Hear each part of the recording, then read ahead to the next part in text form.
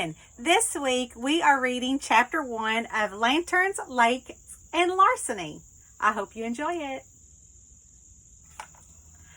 I'd never truly understood what it meant when Mary Elizabeth said when I got my license many moons ago that I drove like a bat out of hell until today.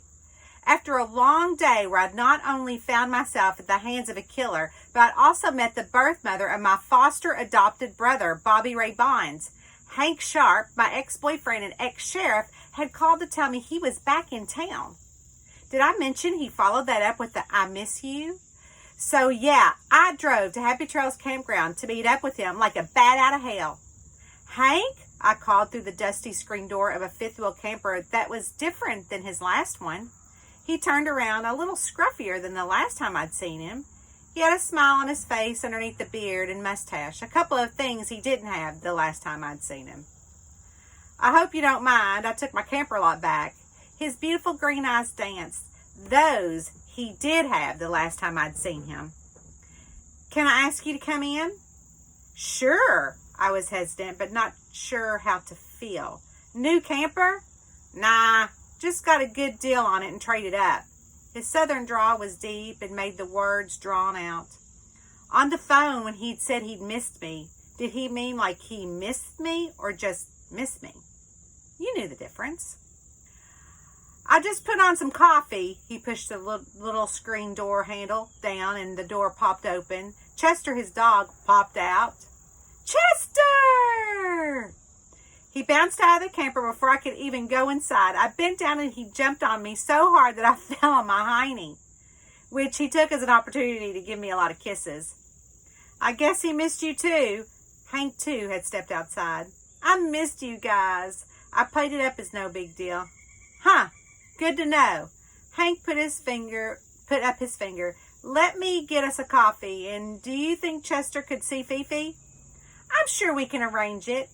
I didn't tell him how when we'd gone hiking a few months ago, we'd found his lot down at Soggy Bottom. Fifi went crazy sniffing for Chester after she picked up the scent he left behind. I also left out the fact that we'd watched him drive off until the tailgates were no longer visible. "Here you go." His finger grazed mine. My heart ticked faster and I sucked in a couple of quick breaths. "You okay?" he asked. His deep voice and southern accent curled my toes. "I'm good."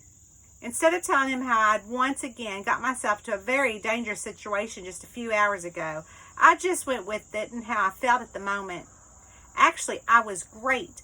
Fantastic, really.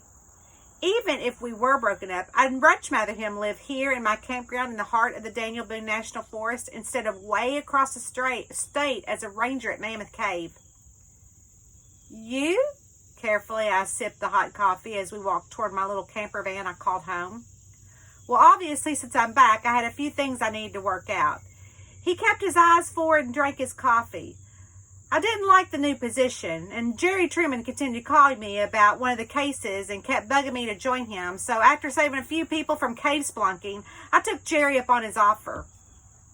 I bit my tongue, so I didn't say anything, though I wanted to scream for joy at the top of my lungs. "That's where we need your help.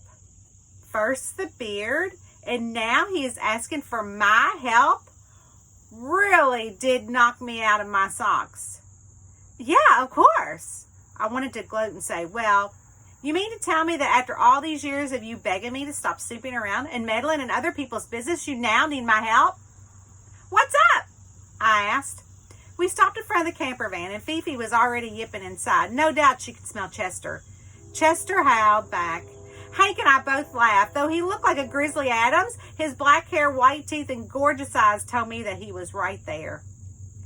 "Fifi!" Hank bent down to pat her. She slipped past him, and immediately Fifi and Chester darted off, running down the campground road and making their way around the lake until Chester chased her off to the other side.